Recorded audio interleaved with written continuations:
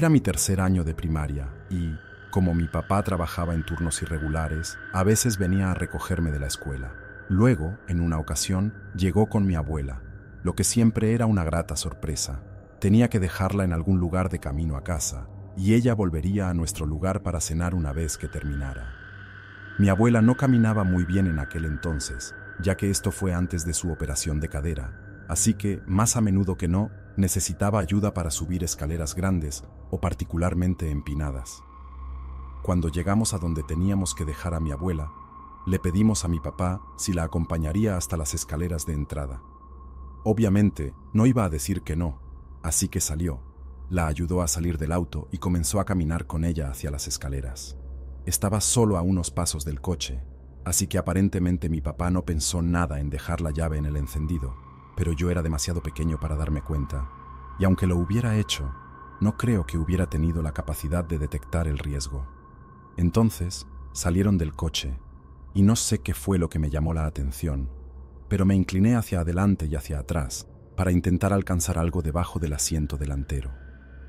Debió ser una carta de Pokémon o un Poké o algo así, porque recuerdo que me esforzaba mucho por alcanzarlo cuando, de repente, alguien se metió en el asiento del conductor.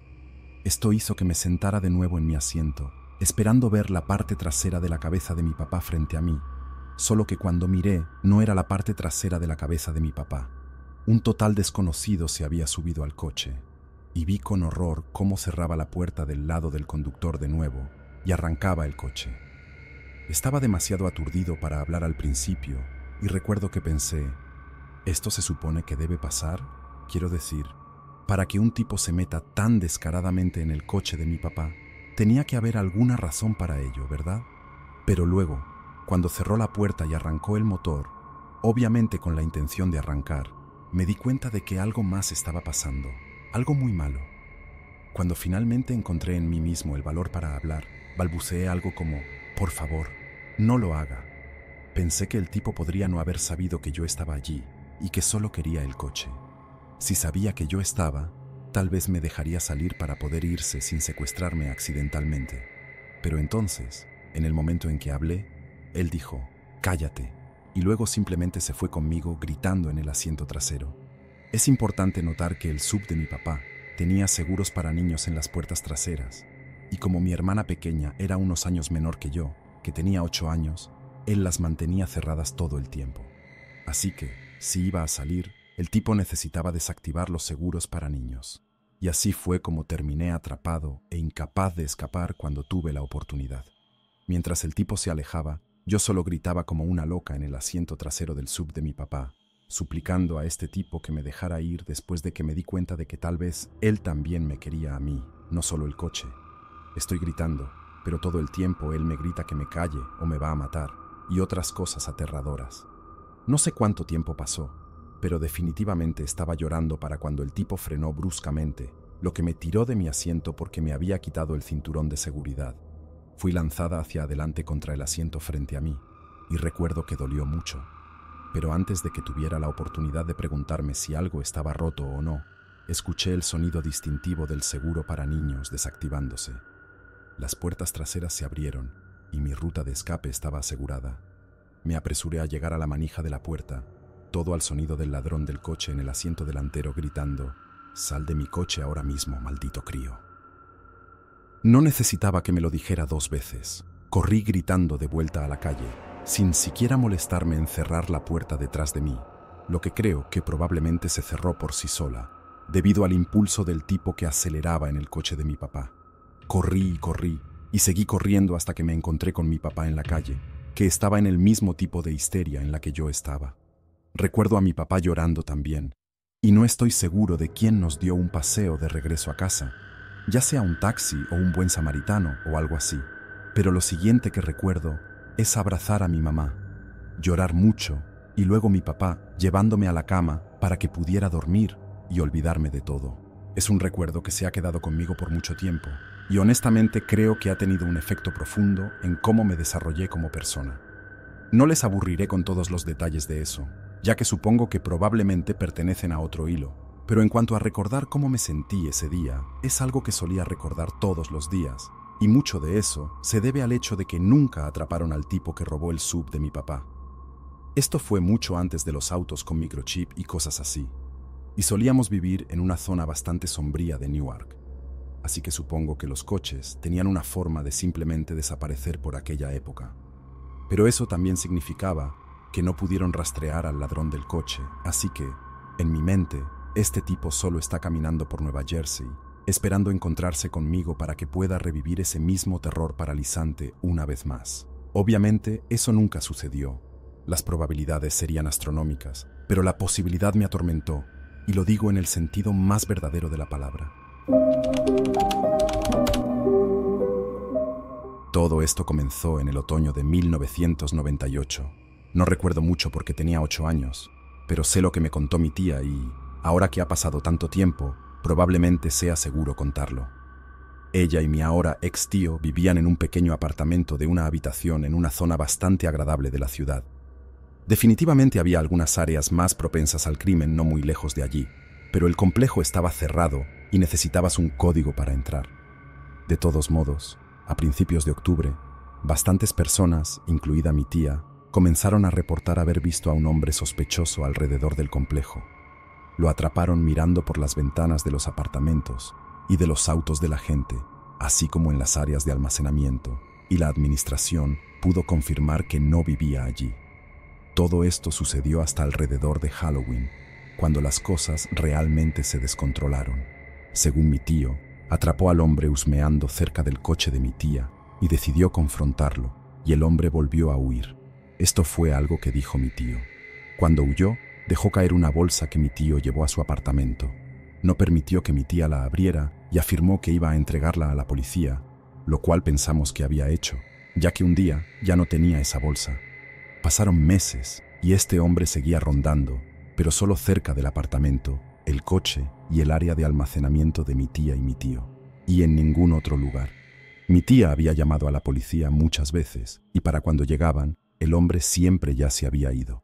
Ahora es enero de 1999 y aquí está la parte que recuerdo, ya que estaba en casa de mi abuela cuando esto sucedió. Mi tía llamó a mi abuelo en un estado de histeria. Había atrapado al hombre con la cara pegada al vidrio de la ventana de su dormitorio, mirándola mientras mi tío estaba fuera en un viaje de trabajo. Y cuando se dio cuenta de que lo habían descubierto, intentó romper la ventana para entrar. Mi abuelo agarró su 45 y salió hacia el coche con mi abuela, y yo lo seguí todo el camino, rogándole que dejara que la policía se encargara y que, si iba a ir de todos modos, dejara su arma en casa. Pero no lo hizo. Pasaron bastantes horas hasta que mi abuelo finalmente regresó a casa, pero cuando lo hizo, esto fue lo que nos contó. Este hombre estaba en el complejo de apartamentos vendiendo drogas.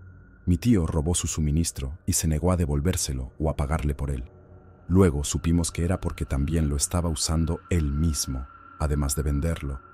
Así que estaba planeando secuestrar a mi tía, entre otras cosas, para recuperar su dinero.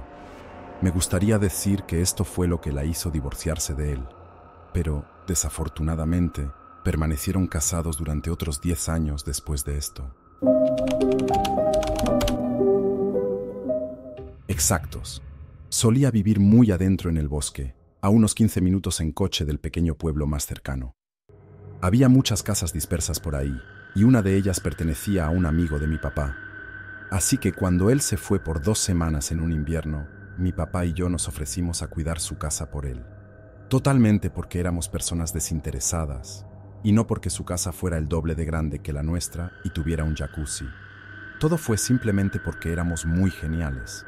De todos modos, era mitad de semana y yo acababa de salir de la escuela, pero el autobús solo me dejaba al comienzo de un largo camino de tierra que llevaba a la casa que estábamos cuidando. Digo largo, y lo digo en serio, porque era al menos medio milla antes de llegar a la casa, y más o menos a la mitad del camino escuché un vehículo de algún tipo acercándose detrás de mí. Pensé que era solo mi papá, así que me di la vuelta para saludarlo, pero cuando miré, vi que no era él. Un tipo cualquiera, en una camioneta, se detuvo junto a mí y comenzó a preguntarme direcciones para un lugar del que nunca había oído hablar. Creo que solo me encogí de hombros. Le dije que no podía ayudarlo y luego seguí caminando por el camino hacia la casa. El tipo entonces se detiene de nuevo junto a mí y pregunta hacia dónde iba. En ese momento, Aún no sospechaba mucho de este tipo. Llámalo mentalidad de pueblo pequeño. Pero simplemente no crecí preocupándome por depredadores o pervertidos como muchos de mis amigos de la ciudad. Esas cosas solo suceden en la gran ciudad. Al menos esa era la forma en que algunas personas del pueblo veían las cosas. Pero aprendí de primera mano que eso no es cierto. Cuando señalé por el camino de tierra en la dirección de la casa donde estaba con mi papá, el tipo me dio una especie de mirada extraña. Dijo que no podía ver la casa, así que debía tener un largo camino por recorrer y que sería malo de su parte no darme un paseo el resto del camino. Le aseguré que solo faltaban unos minutos de caminata y que no necesitaba que me llevara a ningún lado, pero él insistió, dándome una excusa tonta como «no podría dormir si te dejo caminar por estos bosques así». Y en ese punto empecé a sentir vibraciones raras del tipo. Quiero decir, podría ser una chica de montaña, pero no soy tonta, así que me di cuenta de que algo andaba mal si este tipo estaba tan insistente en que me subiera a su coche.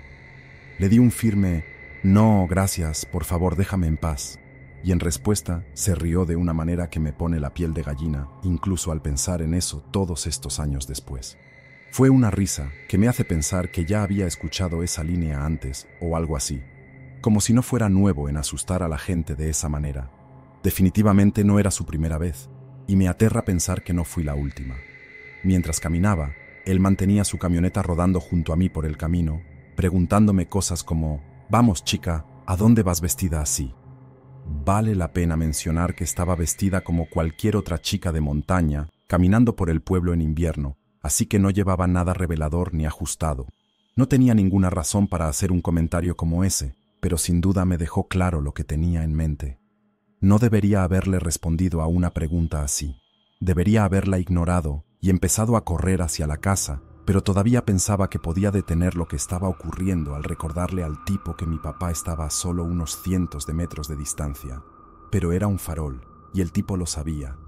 No sabía con certeza que papá estaba allí, solo esperaba que lo estuviera, y tal vez el tipo podía oler mi miedo, porque la sugerencia no lo disuadió en absoluto. Finalmente hizo otro comentario lascivo, esta vez uno agresivo que no me importa repetir, y en lugar de aguantar y soportar el abuso, empecé a correr, y fue entonces cuando él comenzó a perseguirme. Escuchar el motor del tipo rugir tan fuerte mientras me seguía por el camino fue un sonido que me atormentó en pesadillas durante semanas después. Fue un momento de oh Dios, por favor, no, donde lo que había sido solo sospechas se convirtió en un terror absoluto. Odio insistir en este punto, pero no creía que cosas así sucedieran en un pueblo como el mío. Pensaba que todo era sol y arcoíris, aparte de alguna que otra conducción bajo influencia que hacía que las ancianas se quejaran en sus pequeños salones de belleza. Y aunque sucedieran, ¿cuáles eran las probabilidades de que algo horrible me pasara a mí de todas las personas? Ese fue el día en que aprendí que a veces tú eres esa persona. Eres la que ellos miran y piensan, es mía. Mirando hacia atrás, sé que el tipo no quería atropellarme, pero sin duda se sentía así. Y cuando doblé en la entrada de la casa que estábamos cuidando, escuché su camioneta seguirme. Corrí hacia la puerta, intenté meter mi llave en la cerradura, y ahí es donde tropecé, por así decirlo. Mi lucha por encontrar la llave correcta le dio todo el tiempo que necesitaba para salir de su camioneta, subir las escaleras y agarrarme. Grité tan fuerte que rompí un vaso sanguíneo en mi ojo. Fue tan grave que casi todo mi ojo derecho quedó completamente rojo después. La gente pensaba que me había golpeado o algo así, pero no lo hizo. Solo envolvió un brazo alrededor de todo mi cuerpo, me agarró del cabello y comenzó a arrastrarme de vuelta a su camioneta. No puedo ni empezar a describir lo que pasaba por mi cabeza en ese momento. Era como si todas las películas de terror que había visto en mi vida pasaran por mi mente y yo fuera la protagonista de todas ellas. Honestamente pensé que ese sería el final de mi vida, al menos de la vida como la conocía. Sería esa chica que ves en todos los reportajes de noticias, en los cartones de leche o en los programas de Se Busca de América. La gente hablaría de mí brevemente, sobre lo triste y aterrador que fue mi vida sin sentido, y luego seguirían con la suya. Pero afortunadamente, y realmente me refiero a gracias a Dios, las cosas no terminaron así, como probablemente ya te diste cuenta, ya que estoy escribiendo esto para empezar. En cambio, vi algo verdaderamente aterrador, algo que ninguna chica debería tener que presenciar, y de alguna manera me hace sentir segura y cálida recordarlo. Vi a mi propio padre convertirse en un monstruo ante mis propios ojos. Giró en la entrada con su propia camioneta, justo cuando el tipo estaba a punto de intentar meterme en el lado del pasajero de su vehículo. Estaba planeando recoger algunas cosas en el supermercado y había jugado una especie de juego consigo mismo para ver si podía ganarme de vuelta a la casa antes de que yo llegara de la escuela. Perdió su pequeño juego, pero, oh Dios mío, apareció en el momento justo. Le dio una paliza monumental a ese tipo, y fue un animal cuando lo hizo. No hizo preguntas, no le dijo nada al tipo, no necesitaba hacerlo. Simplemente lo noqueó, me metió en la casa y luego golpeó al tipo hasta dejarlo hecho un trapo sangriento allí mismo en la entrada, mientras yo miraba por la ventana con el teléfono en la mano llamando al 911. El tipo suplicó por su vida, le rogó a mi papá que se detuviera y llamara a la policía, pero no lo hizo. Siguió golpeándolo hasta que las palabras del tipo salieron balbuceadas, y luego continuó golpeándolo cuando dejó de hablar por completo. Cuando le dije a la operadora lo que estaba haciendo mi papá, me dijo que le pidiera que se detuviera, y solo cuando me di cuenta de que podría ir a la cárcel por matar al tipo, le grité que se detuviera. Tuve que gritar 3 veces, «Papá, detente, la policía viene», antes de que finalmente dejara de golpear al tipo. Y luego simplemente lo volteó, totalmente sin aliento, y se sentó en la espalda del tipo mientras él jadeaba. El tipo que intentó secuestrarme violó sus condiciones de libertad condicional y volvió a prisión a esperar nuevos cargos. Tendré 31 años cuando salga, y eso si sus compañeros de prisión no lo atrapan primero, y sé que saben lo que hizo. Lo sé, y eso me da consuelo por las noches. En cuanto a mi papá, no pasó ni un solo minuto en la cárcel por lo que hizo, y como un oficial le dijo, ningún jurado en el país declararía culpable a un padre que busca proteger a su hija de un hombre como ese. Te amo, papá. Nunca cambies. Esto no es una historia típica de No me toques. Fue una de las experiencias más aterradoras que he vivido y me ha cambiado. He cambiado los nombres en la historia por mi propia seguridad. Ahora, un poco de contexto. En ese momento, era una chica de 18 años recién salida de la escuela secundaria. Era una persona muy ingenua y siempre quería creer que todos tenían buenas intenciones y solo bondad en sus corazones. Acababa de salir de una relación a largo plazo, así que, siendo la recién cumplida 18 años que era, descargué Tinder para explorar mis opciones. Después de un rato de navegar y deslizar, me aburrí y cerré la aplicación sin eliminarla, pero sin usarla activamente. Una noche, al salir del trabajo, abrí mi teléfono para navegar sin rumbo por Tinder y aburrida pensé, ¿por qué no? Entonces vi que tenía un mensaje en Facebook. Después de pensar por un segundo quién usaba Facebook Messenger, lo abrí pensando que tal vez un miembro de mi familia estaba tratando de contactarme. Me recibió un mensaje de un hombre llamado Alex que decía: «Hola, lo siento, esto es extraño, pero te vi en Tinder hace un tiempo y no coincidimos. Sabía que te parecía familiar y tenemos muchos amigos en común aquí, así que apareciste en mis amigos recomendados. Solo quería decir que eres absolutamente hermosa». Aunque el cumplido fue agradable, no había coincidido con él porque simplemente no era mi tipo. Acepté el cumplido y le agradecí por comunicarse, lo que él tomó como una iniciación de conversación. Siendo la chica ingenua que era, respondí algunas preguntas de él. Descubrí que tenía 23 años, lo que estaba muy fuera de mi rango de edad. Le dije que era demasiado mayor para mí de todos modos, ya que era recién cumplida 18, y me fui a dormir sin volver a saber de él por un tiempo. Pasaron unas semanas y estaba cerrando en el trabajo alrededor de las 10 de la noche en una noche de verano. Mi teléfono vibró mientras estaba trapeando y buscando una excusa para un descanso. Lo revisé y era otro mensaje de Facebook de Alex preguntando si tenía un trabajo para el verano. Respondí con un simple «¿Sí? ¿Por qué?». Volví a trapear hasta que sentí otra vibración en mi bolsillo y revisé el mensaje. Mi mandíbula cayó al suelo. «¿Trabajas en lista de nombres de mi trabajo? Estaba en el mostrador hace unos 5 minutos.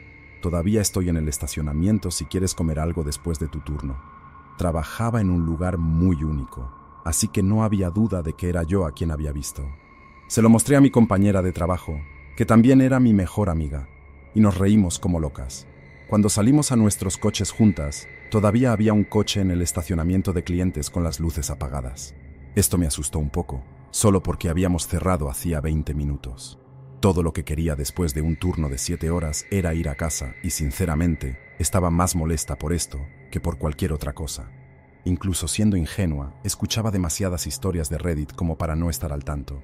Así que me senté en mi coche, esperando a que se fuera antes de salir. Llámame paranoica, pero no le iba a dar a este hombre la oportunidad de seguirme a casa. Se fue después de unos 15 minutos y yo seguí con mi vida como de costumbre. Conduciendo después de todo esto, volví a casa y descansé un poco. Noté el mismo coche en el estacionamiento unas veces más, pero luego, de nuevo, trabajaba en uno de los destinos de verano más populares de mi ciudad. Alrededor de octubre, recibí otro mensaje de Alex con una foto de la invitación a mi fiesta de graduación y un texto que decía: ¿conoces a una persona llamada Jill? Sí, era mi abuela. Explicó que estaba instalando el lavavajillas en su casa y vio mi foto, entablando una conversación con mi abuela al respecto. Esto realmente me extrañó. Mi abuela vivía a 2 segundos de mí y, conociéndola, ella habría charlado con él y probablemente lo habría mencionado más tarde. Ella me dijo que él dijo que éramos muy amigos cercanos y que me conocía muy bien. En ese momento apenas había hablado con él. Luego procedió a pedirme que fuera a una fiesta con él esa noche, pero yo estaba fuera del estado con algunos amigos para el fin de semana. Después de explicarle que, de nuevo, me pidió una oportunidad para una cita. Le agradecí. El halago fue dulce, pero expliqué que era un poco mayor para mí y que de todos modos no era mi tipo. Me reí de la situación con mis amigos, pero algo al respecto simplemente me dio una terrible sensación en el estómago. El siguiente encuentro que tuve con él fue por mucho el más extraño. Nuestra ciudad hace una pequeña noche de iluminación navideña cada año, y con mi hermana en la banda de marcha que desfilaba en el desfile, fui con un grupo de amigos a apoyarla. Mientras estaba en la fila para comprar chocolate caliente, recibí una notificación en Snapchat de Alex. Solo esto me asustó, porque nunca le había dado mi Snapchat, y mi nombre de usuario no es algo que puedas adivinar sin conocerme bien. Lo tenía configurado para que cualquiera pudiera enviarme mensajes en Snapchat. De nuevo, era una estudiante de primer año de universidad en ese momento. Abrí el mensaje con mucha vacilación, solo para ver qué era. Era una foto de la parte trasera de la chaqueta de la banda de mi escuela secundaria. Estaba usando la chaqueta de la banda de mi escuela secundaria, con la leyenda «Hola». Este tipo, en lugar de acercarse a mí y presentarse, me tomó una foto. Esto me asustó, así que agarré a mis amigos y salimos de la fila. Me envió un mensaje en Snapchat directamente después diciendo: «Vaya, no digas hola». Ahora estaba realmente confundida y aún más asustada, porque me di cuenta de que no sabía cómo era. Nunca vi nada más que su foto de perfil de Facebook con Zoom, y en ese momento, siendo estúpida, respondí y dije: «No sé cómo eres». A lo que él respondió con una foto de sí mismo y una cara guiñando el ojo de «Ven a buscarme». Sabía que no quería encontrarlo, pero al menos podía estar atenta a él. Pronto comenzó el desfile y vi a un viejo amigo de la familia, distraída poniéndome al día con él. Miré mi teléfono unos 30 minutos después y tenía 2 mensajes en Snapchat de Alex. Uno decía: «¿Qué estás haciendo después de esto? Y déjame llevarte al cine». Solo dije: «No gracias, solo voy a la casa de mi amiga a pasar el rato». Él dijo: «Llevaré a tu amiga con nosotros». Esto me estaba pareciendo raro, así que, en broma, le envié un video de todos mis amigos diciendo no, con caras disgustadas. Estúpido, sí, pero fue divertido en ese momento. Luego dijo que estaría feliz de llevarnos a todos, pagar por todos y todos, siempre y cuando pudiera verme. Mis amigos pensaron que era gracioso que fuera tan persistente, pero yo simplemente encontraba esto espeluznante, y una vez más, expliqué que era demasiado mayor para mí, y que simplemente no estaba interesada. Después de abrir mi teléfono después del desfile para ver 5 mensajes perdidos en Snapchat, hice lo que debería haber hecho hace meses, y lo bloqueé en todo. Incluso después de que todos estuvieran bromeando sobre esto, algo todavía no me parecía correcto sobre la situación. Cuando llegué a casa esa noche, le conté todo a mi papá porque no podía sacarme de encima esa extraña sensación en el estómago. Él me aseguró que bloquearlo era lo correcto y que debería estar bien.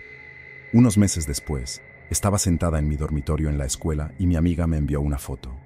Era una foto de Alex, que acababa de ser arrestado. Había estado en el centro comercial acosando y llamando a una niña de 16 años cuando ella no aceptó ninguno de sus avances. La estranguló y le dio un puñetazo en la cara, dejándola inconsciente. Después de leer esto, corrí al baño y vomité. no solo porque lo que hizo estaba extremadamente mal, sino por muchas más razones. Su verdadero apellido estaba en la publicación. Solo lo había visto en Facebook como Alex Smith, pero su nombre real era Alex Doe. Ahora, esto me asustó porque yo tenía 14 años. Un chico llamado Alex Doe solía enviarme mensajes todo el tiempo en Facebook. Tenía 19 años en ese momento y me enviaba mensajes, y luego decía que no le dijera a Kayla, que era su prima en mi grado. Obviamente también tenía malas intenciones en ese entonces, pero yo era lo suficientemente inteligente como para dejar de responder. Así que dejé de responder hasta que vi un día que lo arrestaron por enviar una imagen ilícita a un niño menor de edad. Después de todo este tiempo, al descubrir que este era el mismo tipo, me sentí mal del estómago. Sabía que debería haber confiado en mi instinto sobre él. Recientemente salió de prisión e intentó seguir mi Instagram de nuevo, por lo que lo bloqueé allí.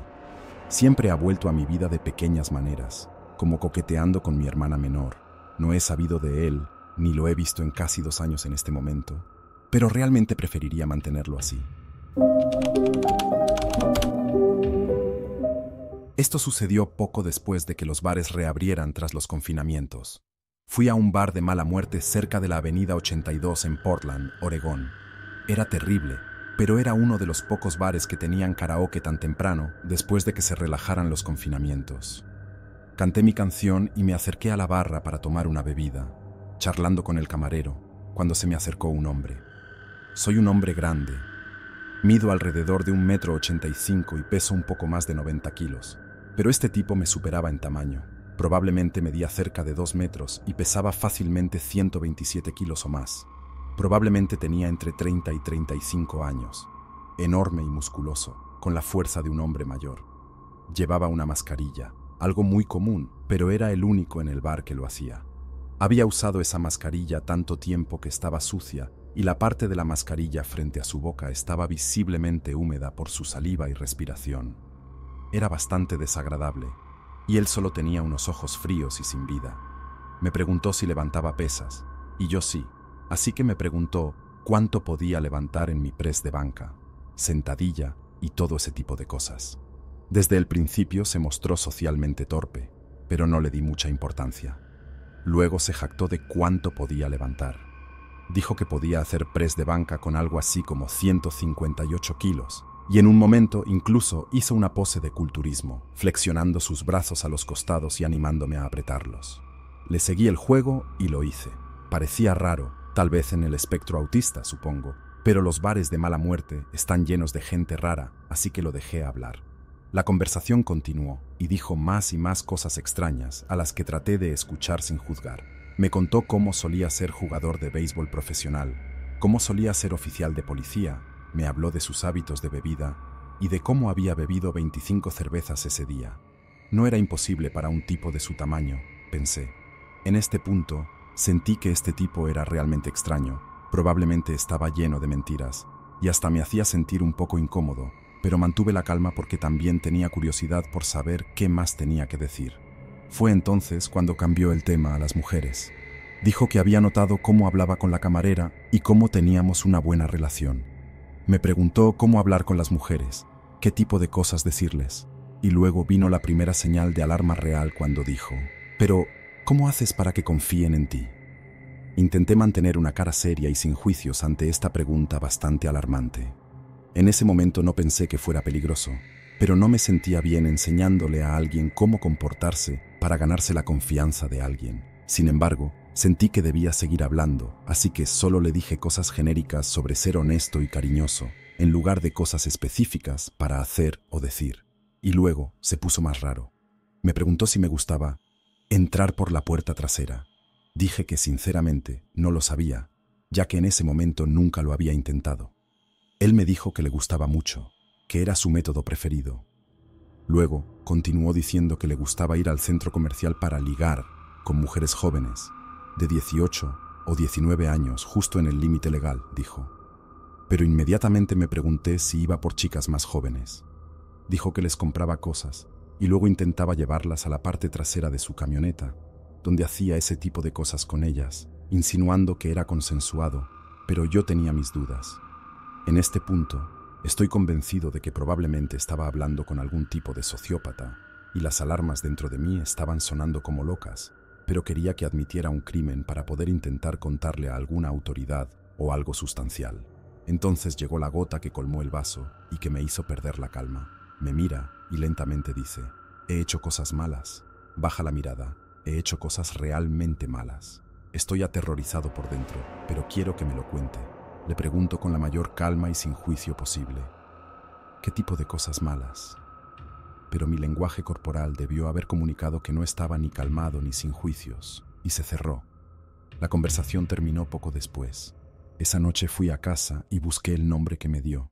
Seguramente un exjugador de béisbol o un oficial de policía tendría algún tipo de registro en línea, pero no apareció nada. Nunca olvidaré ese encuentro y lamento no haber encontrado una manera de identificarlo ni haber mantenido la calma lo suficiente como para que admitiera un crimen. Me pregunto si aún está por ahí, atrayendo a mujeres jóvenes a su camioneta. Todo lo que puedo decir es: tengan cuidado.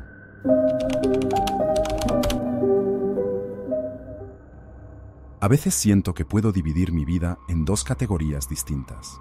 Todo lo que ocurrió antes del 28 de octubre de 2004 y todo lo que vino después.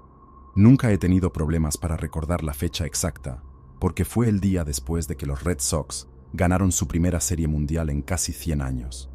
Vivía en Westfield en ese momento, trabajando como bartender y viviendo con mi mamá para ahorrar dinero para la universidad. Mi papá había muerto años antes, así que siempre había sido solo mi mamá y yo. Y aunque teníamos una gran relación mientras crecía, las cosas se habían tensado un poco a medida que pasé de la adolescencia tardía a los 20 y tantos. Comenzó alrededor del mismo tiempo en que ella comenzó a ver Gilmore Girls, y supongo se obsesionó con la idea de que en algún momento cercano yo la dejaría. Era un miedo totalmente irracional, y constantemente la estaba tranquilizando, diciéndole que podríamos visitarnos con frecuencia. Pero llegué a temer esa canción de apertura, I'll Follow You Anywhere, porque inevitablemente significaba que otro ataque de histeria estaba en camino. La noche después de la victoria de la Serie Mundial consistió en otro maratón de Gilmore Girls, y cuando llegué a casa, encontré a mi mamá en otro de sus estados depresivos. Todo lo que hizo falta fue decirle que estaba considerando seriamente Amherst, que estaba a solo unos 30 minutos en coche, y ella se sintió mejor. Honestamente, realmente estaba considerando postularme y ahorraría una tonelada de dinero si pudiera seguir viviendo con mi mamá, así que no era como si tuviera que mentirle ni nada. Después de eso, me preparé un plato de sobras y convencí a mi mamá de cambiar de Gilmore Girls, y compartimos unas risas viendo a los fanáticos borrachos de los Red Sox lastimarse durante las celebraciones de la noche anterior. Me fui a la cama alrededor de las 11 de la noche, dejando a mamá con su última copa de vino en el sofá, y luego me metí en la cama y me dormí sin tener idea de que todo estaba a punto de cambiar. Lo siguiente que recuerdo es que me despertó mi mamá. Estaba apoyada contra el costado de la cama, con un brazo ensangrentado cubriendo su estómago, y me estaba suplicando que llamara al 911. Simplemente tomé mi teléfono y marqué, sin detenerme a pensar o cuestionar nada, hasta que tuve que decirle al despachador exactamente cómo estaba herida mi mamá. Siempre recordaré el momento en que frunció el ceño de dolor y dijo: me apuñaló, me apuñaló. Al enterarse de esto, el despachador necesitaba saber si el atacante aún estaba en la casa. Recuerdo haberle dicho que no lo sabía mientras cerraba de golpe la puerta de mi habitación. Estaba apoyada contra ella, preguntándome si un cuchillo atravesaría la delgada madera y se hundiría en mi espalda si quien fuera decidiera perseguirnos hasta la habitación. No escuchaba a nadie moverse por el pasillo o en la planta baja, pero aún no sabía si la casa estaba vacía aparte de nosotras. Así que tuvimos que esperar hasta que llegaran los policías para despejar la casa antes de que los paramédicos pudieran siquiera atender a mi mamá. Y para entonces había una cantidad verdaderamente aterradora y espantosa de sangre acumulándose debajo de ella, hasta el punto de que no pude dormir en mi antigua habitación mientras la mancha aún estaba allí. Sin adelantarme demasiado, supongo, porque el verdadero horror llegó mientras mi mamá estaba en el hospital. Obviamente, la acompañé en la parte trasera de la ambulancia, agarrándole la mano y diciéndole que aguantara. Los policías no encontraron a nadie en la casa, pero la historia inicial era que mamá se había quedado dormida en el sofá antes de sorprender a un ladrón nervioso en pleno acto. Él se asusta, la apuñala varias veces y luego huye antes de llevarse algo valioso. En ese momento, mi mamá sube arrastrándose por las escaleras, sujetando sus entrañas con un brazo y me dice que llame al 911. Esa era la historia que teníamos al llegar al hospital, pero a medida que la noche se convertía en la madrugada, la narrativa comenzó a cambiar por completo. Creo que debían ser las 8 o 9 de la mañana, y el bajón de adrenalina me tenía cabeceando mientras me sentaba en alguna silla de la sala de espera. Un médico entró acompañado de un oficial de policía y me pidieron si podían hablar conmigo en privado. Por supuesto, los acompañé hasta la oficina del médico, pero cuando insistieron en que tomara asiento antes de hablar, supe que iban a darme malas noticias. Recuerdo haberles dicho, no lo logró, díganmelo ya, pero me aseguraron que estaba bien y que la cirugía de emergencia había sido completamente exitosa.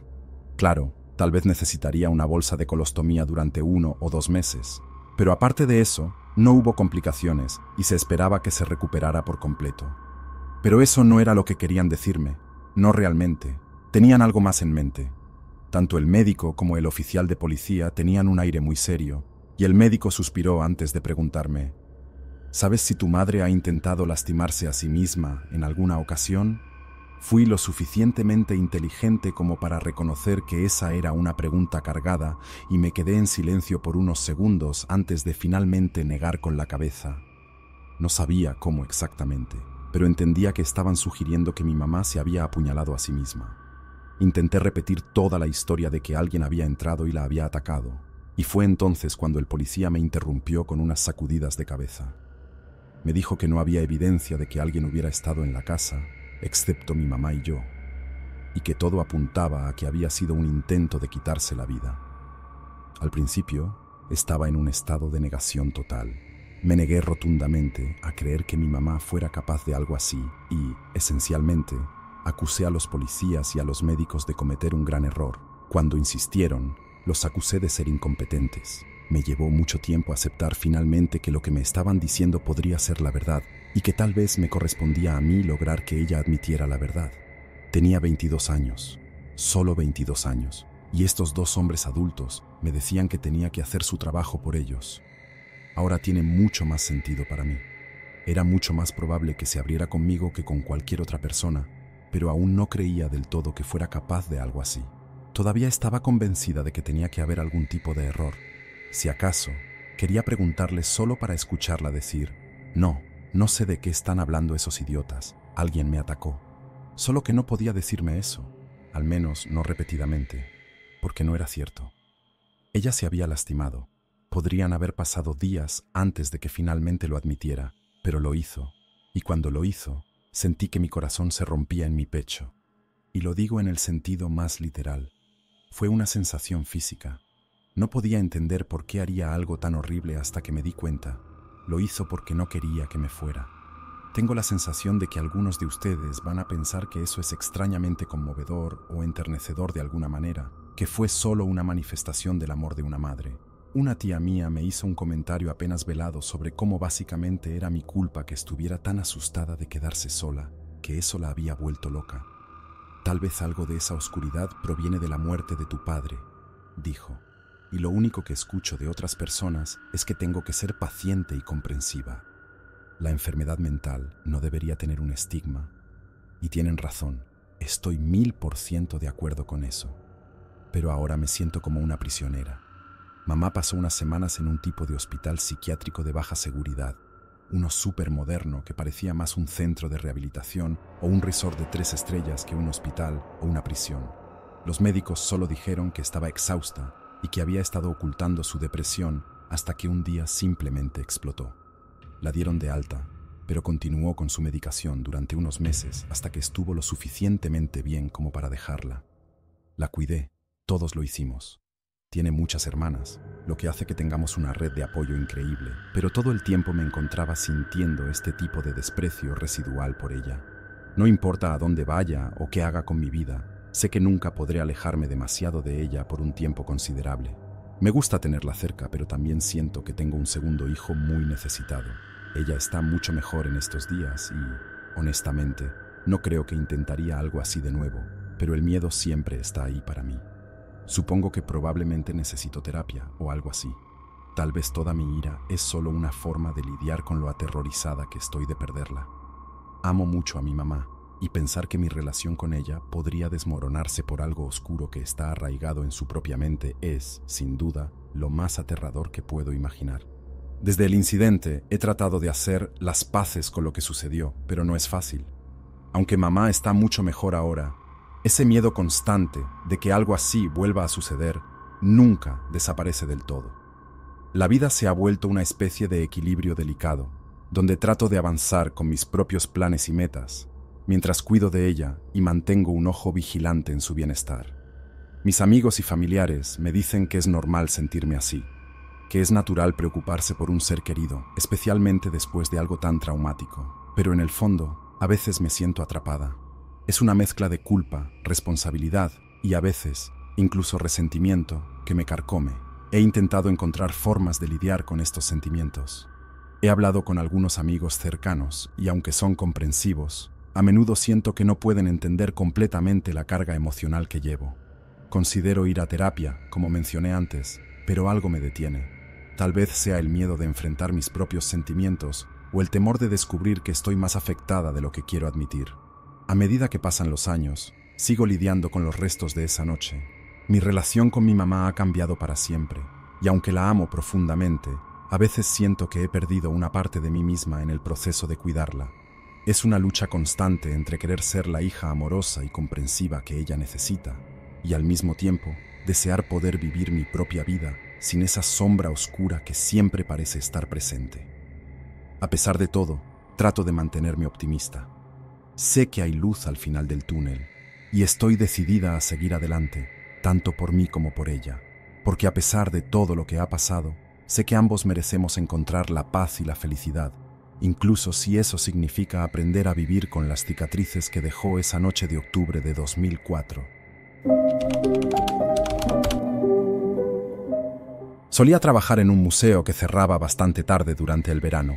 Estábamos abiertos hasta las 10 de la noche y, viviendo en la ciudad, desafortunadamente, siempre tenía que pasar por lugares muy concurridos para llegar a casa. Esto sucedió cuando me detuve a comprar algo de comida en un restaurante cerca de un centro comercial de camino a casa. Al bajarme del tranvía, un tipo me detuvo inmediatamente para pedirme una donación. Tuvimos una conversación muy breve, pero antes de que termináramos, dos tipos, aparentemente mayores que yo tenía 20, ellos podrían haber tenido tal vez 30, ambos con una complexión muy grande y musculosa, se acercaron y empezaron a hacerme preguntas extrañas. Ambos sostenían cervezas, pero ninguno de ellos actuaba borracho, lo que significa que eran unos creepies por naturaleza. Al principio comentaron sobre mi cabello azul, diciéndome cuánto les gustaba, lo cual está bien. Luego me preguntaron si el tipo que todavía estaba parado ahí de manera incómoda era mi hermano, y cosas así. Afortunadamente, se fueron poco después de que hice mi donación y comencé a dirigirme nuevamente hacia el restaurante. Al principio no los noté debido a que el lugar estaba abarrotado, pero justo enfrente del restaurante me detuvieron de nuevo. Esta vez sus preguntas se volvieron un poco más inquietantes. Me preguntaron si estaría dispuesta a realizar todo tipo de actos íntimos con ellos, ya que estaban allí para divertirse y aparentemente yo les resultaba muy atractiva. Siguieron insistiendo de manera molesta, diciendo que debería hacerles cosas allí mismo. Intenté alejarme, pero me bloquearon el camino. Me pidieron mi número, y yo, ansiosa, y esperando que me dejaran ir si obedecía, se los di. Efectivamente, me dejaron pasar. Tan pronto como entré al restaurante, comenzaron a llamarme sin parar, así que inmediatamente bloqueé sus números. Le envié un mensaje a mi novio pidiéndole que viniera a recogerme. No creo haber sentido tanto miedo antes. Mi plan de quedarme dentro del restaurante hasta que llegara mi novio no funcionó. Sin embargo, ya que uno de ellos literalmente entró en el restaurante completamente lleno, se acercó a mí y comenzó a tocarme de manera inapropiada, abrazándome e incluso intentando besarme. Fui tan tonta que no grité ni dije nada. Solo intenté apartarlo, pero de lo contrario, me quedé congelada en mi lugar, increíblemente asustada debido a su gran complexión. Es increíble para mí que, a pesar de que claramente intenté luchar contra él, todos a mi alrededor simplemente miraban hacia otro lado o observaban en silencio. Incluso solté una ayuda y un par de veces. Claramente se cansó de eso y decidió ir un paso más allá al literalmente arrastrarme hacia afuera con fuerza. Sentí que en ese momento iba a ser secuestrada y que nadie iba a hacer nada. Afortunadamente, después de todo ese tiempo, un grupo de chicas que nunca había visto antes entró al restaurante y dijo algo como que tenía que irme porque todas teníamos planes para la noche. Y gracias a Dios, él simplemente me soltó y se fue sin decir una palabra. Me desconcierta que podría haber sido secuestrada, o Dios sabe qué más en medio de un lugar completamente lleno de gente. Y, needless to say, abracé a esas chicas como nunca había abrazado a nadie antes, y solo las dejé después de media hora, cuando finalmente llegó mi novio. Dejé mi trabajo y literalmente nunca volví a ese lugar, estando terriblemente paranoica incluso ahora, 2 años después. Hace 9 años estaba trabajando como podador de árboles en mi ciudad natal de Limerick, aquí en Irlanda. La empresa para la que trabajaba consiguió un trabajo en una parte agradable y tranquila de los suburbios, como dirían ustedes los estadounidenses. Solo que en lugar de tener esas calles anchas y espaciosas que tienen allá en Estados Unidos, aquí tenemos estas pequeñas calles estrechas y serpenteantes que fueron trazadas antes de que los coches existieran. Son muy pintorescas y encantadoras. No me malinterpreten. Estoy agradecido de haber nacido en un lugar tan hermoso, pero son un verdadero dolor de cabeza para trabajar, y la calle en cuestión era tan pequeña que ni siquiera teníamos espacio para aparcar una astilladora. Eso significaba que tenía que cortar todas las ramas más pequeñas dentro de nuestro remolque para que tuviéramos suficiente espacio para transportarlas todas. Mucha gente me ha preguntado desde entonces, ¿por qué haría algo con mayor riesgo solo por dejar el lugar de trabajo ordenado y limpio? Pero la simple verdad es que si dejas un montón de madera y aserrín por ahí, simplemente no te pagarán por tu trabajo. Además, usar la motosierra dentro de un remolque, que era solo el tipo pequeño que ves en la parte trasera de un todoterreno, era algo que habíamos hecho muchas veces antes sin incidentes. Todo lo que tienes que hacer es mantener las cuchillas alejadas de los lados de metal del remolque y del suelo, y todo estaba bien, hasta que no lo estuvo. Honestamente, no tengo idea de cómo sucedió. Todo lo que recuerdo es un sacudón repentino en mi cabeza, seguido de lo que se sintió como un golpe en mi garganta. Hubo un momento de confusión porque el impacto no fue tan doloroso, pero sabía que me había lastimado de alguna manera porque podía sentir la parte superior de mi camiseta volviéndose cálida y húmeda. Bajé del remolque y fue entonces cuando vi cuánto estaba sangrando. Luego, cuando intenté respirar, me costó trabajo. Mi jefe estaba parado a solo unos metros de distancia, pero antes de que pudiera extender la mano para agarrarlo, alguien más gritó algo sobre un accidente, y él se dio la vuelta para verme. La expresión en su rostro lo decía todo. Se puso pálido como una sábana, y luego se lanzó hacia mi cuello, cubriendo con ambas manos lo que me di cuenta que era una herida, y fue entonces cuando supe cuán grave era.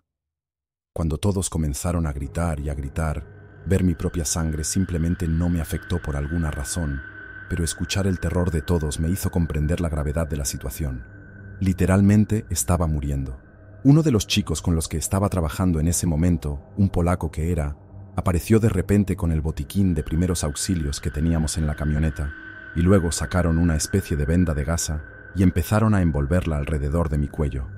Estaba tratando de detener el sangrado lo mejor que podía, al punto que mi jefe temía que me fuera a estrangular, y yo solo estaba allí, dejándolos hacer lo suyo, con una extraña sensación de calma apoderándose de mí. Apreciaba todo lo que estaban haciendo por mí, tratando de salvar mi vida y todo eso, pero vamos, me había cortado la maldita garganta y estaba convencido de que ya estaba acabado. Recuerdo haber escuchado a uno de los otros chicos llamar al 911 y decirle a la persona al otro lado de la línea lo mucho que necesitábamos la ambulancia, y pensar lo triste que era que esas palabras serían lo último que escucharía. No triste como «qué lástima», sino triste como «qué final tan de mierda para mi vida, un accidente tonto en el trabajo». Pensé, en cualquier segundo cerraré los ojos y será como irse a dormir. Cuando los abra de nuevo estaré con mi abuela y mi abuelo. Es tan espeluznante pensar en ello ahora porque es lo más aterrador que me ha pasado. No sé de dónde vino toda esa calma. No tenía idea de que era capaz de sentirme así. Pero luego pasaron los minutos y pensé, está bien, no me siento tan terrible. Todavía puedo respirar y todo eso. Tal vez sobreviva un poco más. Unos minutos después, comencé a escuchar sirenas y los chicos me decían cosas como: este es tu momento, aguanta, estarás bien, y ese tipo de cosas. Los paramédicos me subieron a una camilla, me pusieron algo en el brazo y luego me cargaron en la parte trasera de la ambulancia. Uno de los chicos pudo subir conmigo y no dejó de darme palabras de aliento durante todo el camino. Solo recuerdo mirar mis piernas todo el tiempo, luego tener que entrecerrar los ojos por todas las luces que tenía en la cara, y lo último que recuerdo antes de que todo se volviera negro fue a un doctor diciéndome que iban a ponerme a dormir para poder revisar mi cuello. Sus últimas palabras para mí fueron: todo va a estar bien. Y recuerdo claramente pensar: mentiroso. Resulta que no estaba mintiendo y me desperté, Dios sabe cuánto tiempo después, con mi cuello todo envuelto en gasas. Pensé que estaría en el hospital por un mes recuperándome, pero solo estuve allí una semana. Sin embargo, te prometo que se sintió mucho más largo que eso. La peor parte de cada día era cuando tenían que cambiarme el apósito de la traqueotomía. No era tan doloroso, pero era psicológicamente horrible porque podías sentir dónde había un maldito gran agujero en tu cuello. Aparte de eso, honestamente estoy bastante sorprendido de cómo manejé todo. Como dije antes, es realmente aterrador pensar en lo tranquilo que estuve acerca de perder mi vida. Se sentía más como una molestia o inconveniente que como algo trágico o aterrador, y la recuperación fue 100 veces peor que el accidente en sí. Los médicos me hicieron pruebas de TPT y todo ese tipo de cosas en los meses que siguieron, pero honestamente creo que todos los chicos con los que trabajaba quedaron más afectados que yo en ese aspecto. Un buen ejemplo sería cuando volví al trabajo. Dije que no me importaba volver a usar las motosierras si no estaba encerrado en el remolque, pero mi jefe no quiso saber nada de eso. Eso fue 3 semanas después, solo 3 semanas, y esa es la parte más loca para mí. Piensas que estar tan cerca de morir significaría más tiempo de recuperación, y supongo que habría tenido derecho a más tiempo libre, pero la idea de estar sentado sin hacer nada estaba a punto de volverme loco. Solo quería volver al trabajo y olvidarme de todo. Sé que suena insano considerando que tuve el accidente allí, pero quería como reclamar mi trabajo del trauma, por así decirlo. Quería erradicar ese miedo desde el principio para que la vista de la motosierra no viniera a atormentarme o algo así. Resulta que no estaba mintiendo y me desperté, Dios sabe cuánto tiempo después, con mi cuello todo envuelto en gasas. Pensé que estaría en el hospital por un mes recuperándome, pero solo estuve allí una semana. Sin embargo, te prometo que se sintió mucho más largo que eso. La peor parte de cada día era cuando tenían que cambiarme el apósito de la traqueotomía. No era tan doloroso, pero era psicológicamente horrible porque podías sentir dónde había un maldito gran agujero en tu cuello. Aparte de eso, honestamente estoy bastante sorprendido de cómo manejé todo. Como dije antes, es realmente aterrador pensar en lo tranquilo que estuve acerca de perder mi vida. Se sentía más como una molestia o inconveniente que como algo trágico o aterrador, y la recuperación fue 100 veces peor que el accidente en sí. Los médicos me hicieron pruebas de TPT y todo ese tipo de cosas en los meses que siguieron, pero honestamente creo que todos los chicos con los que trabajaba quedaron más afectados que yo en ese aspecto. Un buen ejemplo sería cuando volví al trabajo. Dije que no me importaba volver a usar las motosierras si no estaba encerrado en el remolque, pero mi jefe no quiso saber nada de eso. Eso fue 3 semanas después, solo 3 semanas, y esa es la parte más loca para mí. Piensas que estar tan cerca de morir significaría más tiempo de recuperación, y supongo que habría tenido derecho a más tiempo libre, pero la idea de estar sentado sin hacer nada estaba a punto de volverme loco. Solo quería volver al trabajo y olvidarme de todo. Sé que suena insano considerando que tuve el accidente allí, pero quería como reclamar mi trabajo del trauma, por así decirlo. Quería erradicar ese miedo desde el principio para que la vista de la motosierra no viniera a atormentarme o algo así. El evento más aterrador que me ha ocurrido, siendo un hombre de 39 años, tuvo lugar a lo largo de unas 6 a 8 semanas durante el verano de 2018. Alrededor de mediados de julio, Nueva Inglaterra tuvo una racha increíble de buen tiempo, lo cual mi esposa y yo aprovechamos al máximo. No hay mucho que disfrutemos más que una buena caminata cuando el clima lo permite, pero en Nueva Inglaterra, Los periodos de buen clima constante son tan raros como los dientes de gallina. Debimos haber ido de excursión 3 veces en 9 días, a veces trabajando mediodías antes de hacer senderismo por la tarde. Al final de lo que fue un par de días muy divertidos, estaba completamente y absolutamente exhausto. Al principio, era una buena clase de cansancio, el tipo que te permite disfrutar de un buen día de recuperación con duchas calientes, batas y pantuflas. Pero cuando aún me sentía letárgico, después de una cena de bistec y una buena noche de sueño, me di cuenta de que algo andaba mal. Intenté volver al trabajo, pero los síntomas empeoraron. El agotamiento se convirtió en dolores de cabeza y escalofríos, y tomé unos días libres del trabajo.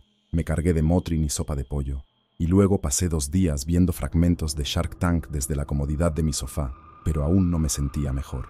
De hecho, en el transcurso de los siguientes días, me sentía aún peor. Llamé a mi jefe, le dije que no iba a ir por el resto de la semana, y luego pasé horas vomitando mientras abrazaba el inodoro. Fue horrible, pero honestamente lo atribuí a algo que había comido, y cuando los síntomas desaparecieron repentinamente, pensé que había superado lo peor. Pero Jesús, estaba equivocado. Había pasado una semana en la que todo estaba bien. Volví a mi rutina habitual, cuando me desperté en medio de la noche, con el dolor de cabeza más fuerte que jamás haya tenido. Tuve que tomar un montón de analgésicos solo para volver a dormir, y cuando me desperté varias horas después, me sentía aún peor. Traté de levantarme de la cama para servirme un vaso de agua, solo para descubrir que mis piernas no soportaban mi peso, o mejor dicho, podían hacerlo, pero solo por unos pocos pasos, antes de que se sintieran tan débiles que tuve que sentarme. Marcar el número de mi doctor fue casi imposible. Tratar de concentrarme en la pantalla de mi teléfono hacía que mi cabeza diera vueltas y doliera. Al final, tuve que pedirle a mi esposa que lo hiciera por mí y organizamos una visita a domicilio más tarde esa mañana. Cuando llegó el médico, le contamos todo, incluyendo una lista de todo lo que habíamos hecho, todo lo que habíamos comido y todos los lugares a los que habíamos ido en las semanas anteriores. El médico lo revisó y mi esposa notó que de repente empezó a tener esa expresión de momento de iluminación en los ojos. Luego le pidió a mi esposa que me quitara los calcetines y me levantara las piernas del pijama, y en menos de 1 minuto había encontrado al culpable. Justo por encima de mi tobillo, donde terminaría mi calcetín de senderismo, había una pequeña herida. Era una picadura de garrapata, una picadura diminuta, pero lo realmente aterrador es cómo algo tan pequeño casi cambió mi vida por completo. La mayoría de las picaduras de garrapata son solo una irritación. Esta apenas la sentí, pero justo resultó darme una enfermedad que, honestamente, no le desearía ni a mi peor enemigo: encefalitis transmitida por garrapatas. Según tengo entendido, hace que tu cerebro se hinche, lo cual definitivamente no es bueno, y eso fue lo que causó mi segunda ronda de síntomas, y es lo que hace que la enfermedad sea tan cruel de cierta manera. Crees que ya estás mejor, y de repente, de la nada, te golpea con algo que es aún peor. No hay un tratamiento real para esto. Solo manejas el dolor, bebes mucha agua, y en la mayoría de las personas desaparece por sí solo. En total, creo que estuve fuera del trabajo por 1 mes, tal vez unos días más, pero fui uno de los afortunados que se recuperó por completo. Otras personas no tienen tanta suerte, pero supongo que esa es otra historia y algo en lo que definitivamente no quiero pensar. La parte más aterradora, con diferencia, fue no saber qué me pasaba, la forma en que me afectó físicamente y luego mentalmente. Honestamente sentí que me estaba convirtiendo en un zombie o algo así. Podía sentir cómo me debilitaba y cómo cada vez era más difícil pensar con coherencia. Como dije, no le desearía esto ni a mi peor enemigo. Así que por favor, usen pantalones largos cuando salgan de excursión. El sudor en los muslos puede ser molesto, lo entiendo, pero un poco de sarpullido es mucho más preferible que tener todo tu cerebro hinchado por esto. Hace unos meses, estaba en la ducha lavando las joyas de la corona cuando sentí un pequeño pinchazo doloroso proveniente de mi testículo derecho. Dado que estaba lavando una parte particularmente sensible de la anatomía masculina, pensé que simplemente había sido demasiado brusco y me había lastimado accidentalmente.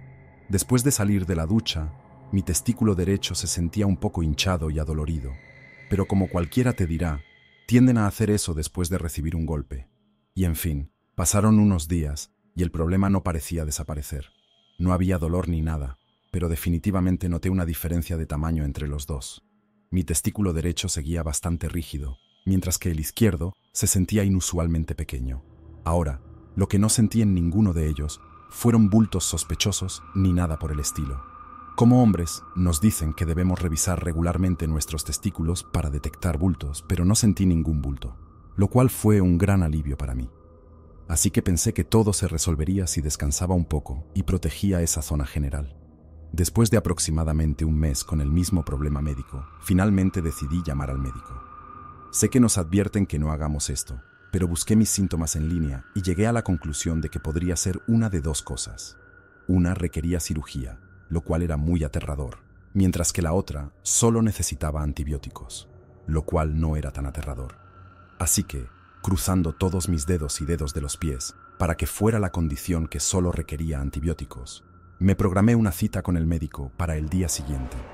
Fui llamado a la oficina del médico. Le conté cuál era el problema y luego me dijeron que necesitaba ser examinado. Debido a la naturaleza sensible del examen, física y éticamente, me dijeron que debía haber un acompañante presente. Minutos después, entra un tipo que parecía estar en prácticas y estaba aterrorizado. Obviamente, le habían dicho, lo siento, pero vas a tener que ver cómo examino las joyas de este paciente por si empiezo a tocarlo inapropiadamente. Es una forma muy profesional de hacer las cosas y mantiene a los médicos responsables. Pero Dios mío, este tipo realmente no quería estar allí. Curiosamente, eso me hizo sentir mucho mejor con todo el asunto al ver que había alguien en la habitación aún más nervioso que yo. Incluso le hice una broma, diciéndole que esperaba que ya hubiera almorzado ese día. Logré sacarle una sonrisa y, después de eso, el ambiente se relajó un poco, tanto como se podía relajar dadas las circunstancias. Entonces, el médico me examinó un poco, tocó y presionó, y luego me dijo lo que había encontrado. Tampoco encontraron ningún bulto, pero aún había una obvia diferencia de tamaño y rigidez en mi testículo derecho. Necesitaba algún tipo de tratamiento, pero no sabía cuál era. Fue en ese momento que le pregunté, «Entonces, ¿no crees que sea la gran C, verdad?» «Component placement», obviamente refiriéndome al cáncer. Y él me dijo que no. Según el médico, si en verdad fuera la gran C, sería el primer caso que vería que se manifestara sin otros síntomas. Hablando de eso, algunos de los síntomas del cáncer testicular son realmente aterradores. El médico me preguntó si había tenido dolores de cabeza nuevos dolores en la parte baja de la espalda, ninguno de los cuales estaba experimentando, pero luego me preguntó si había tenido, y trataré de expresarlo de una manera menos grotesca y más graciosa, pezones con fugas. No hubo mucho tiempo para procesar lo que acababa de decir, y dado que no había tenido ninguna fuga, simplemente le dije que no y seguimos adelante. Luego, al final de mi cita, el médico me dijo que no tenía mucho de qué preocuparme, pero que me iba a poner en lo que el Servicio Nacional de Salud de Gran Bretaña llama el camino del cáncer. Me dijo que no dejara que la terminología me asustara demasiado, ya que era simplemente el camino médico que todos los hombres deben seguir cuando hay problemas misteriosos pero preocupantes con, ya sabes, las cosas de allá abajo. Le dije que estaba bien, le di las gracias, luego salí de la oficina y me fui a casa. Unas 3 semanas después, recibí una llamada de una enfermera pidiéndome que fuera para un ultrasonido. Todavía no había dolores allá abajo, pero el problema no había desaparecido, así que, como te puedes imaginar, estaba muy ansioso por resolver todo lo antes posible. El día del ultrasonido, fui al hospital, me hicieron la prueba, y luego un médico muy agradable me llamó a su oficina. Debí haber sabido que estaba a punto de recibir malas noticias porque este tipo era como un canal de ASMR en YouTube caminando. Honestamente, todo, desde la forma en que golpeaba su pluma en su palma hasta el inglés ultra calmado y ligeramente acentuado que hablaba, parecía hecho a medida para mantener a una persona tranquila, incluso ante algo, bueno, ya les cuento. El médico me hizo sentar, me explicó los resultados del ultrasonido y luego me dio la noticia de una manera tan desordenada y gradual que fue un poco desorientadora. La masa en mi testículo derecho no se confirmó como cáncer, pero el manual médico decía que había que quitar todo el testículo para no correr riesgos. Había una posibilidad minúscula de que no fuera cáncer y que fuera algún otro problema no diagnosticable, pero cuanto más tiempo permaneciera en mi cuerpo, mayor era el riesgo de que se propagara. Era una cuestión de mejor prevenir que curar, y cuando finalmente comprendí que iba a perder uno de mis testículos, literalmente sentí que se me iba el color del rostro. Intenté actuar lo más calmado y sereno que pude, pero aún así sentía que estaba a punto de caerme de la silla. Lo digo literalmente. Seguía inclinándome hacia adelante para escuchar más atentamente al médico, y al final, un poco más de inclinación y me habría caído de la silla. El término "en estado de shock" es el que quería usar. No es lo mismo que sorprendido. Sorprendido es cuando una estrella de Hollywood es descubierta mintiendo sobre el abuso doméstico, mientras que descubrir que necesitas que te amputen una parte del cuerpo para salvar tu vida es una sensación completamente diferente. Lo que me trajo de vuelta fue el médico diciendo: «Lo siento mucho», después de haber estado en silencio por 1 o 2 minutos. No sé qué me pasó, pero de repente sentí una enorme lástima por el doctor que había sido forzado a darme la noticia. Pequeño desvío, pero en realidad salí con una consultora de hematología durante el confinamiento, y una de las grandes partes de su trabajo era decirle a la gente que tenían cáncer de sangre, además, no tan simple como el cáncer testicular. Me di cuenta de que me sentía increíblemente mal por ella, y tenía sentido por qué estaba tan interesada en tomar 1 o 2 botellas de vino un viernes por la noche. Pasaba toda la semana diciéndole a la gente que se estaban muriendo, y apenas lograba mantenerse a flote psicológicamente. Y tal vez eso fue lo que me hizo cambiar de perspectiva, pensando en ella y no queriendo que este doctor sintiera la misma clase de culpa. Entiendo que no tienen nada de qué sentirse culpables, pero tratar de explicar eso a alguien que tiene que dar malas noticias día tras día no es tan simple como parece.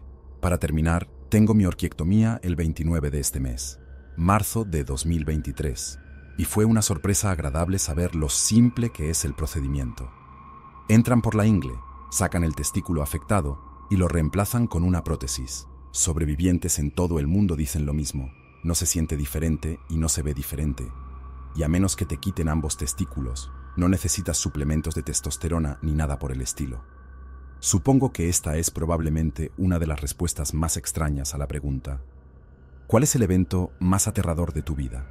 Porque, por aterrador que haya sido para mí, mi mensaje aquí debería ser claro y simple. Y ese mensaje es: no tengas miedo. Después de haber vivido con la noticia durante unas semanas y después de haber investigado bastante, quiero instar a cada hombre, especialmente si estás cerca de mi edad, 30 años, a que revises tus partes íntimas. No esperes, no lo pospongas, hazlo ahora mismo. Vas a sentir todo tipo de cosas raras y blandas allá abajo. No dejes que eso te asuste. Lo blando y sensible es normal, lo duro y no tan sensible es mala noticia, y necesitas ir a tu médico lo antes posible. El cáncer testicular tiene una tasa de supervivencia del 95% por una razón. Si obtienes un diagnóstico temprano, no tienes nada de qué preocuparte. Bueno, aparte de algunas bromas de tus amigos sobre tener una bolsa biónica, gracias, Dani, o si mi testículo prostético viene con Wi-Fi incorporado, gracias de nuevo, Dani. Así que, nuevamente, déjame terminar con no tanto una advertencia, sino una pequeña dosis de tranquilidad. Chicos, por favor, revisen sus partes. Revísenlas a menudo, revísenlas a fondo. No seas uno de esos que posponen una cita médica por vergüenza, pena o incluso simple pereza, porque cuando se trata de elegir entre perder un testículo o perder la vida, la decisión de repente se vuelve muy simple.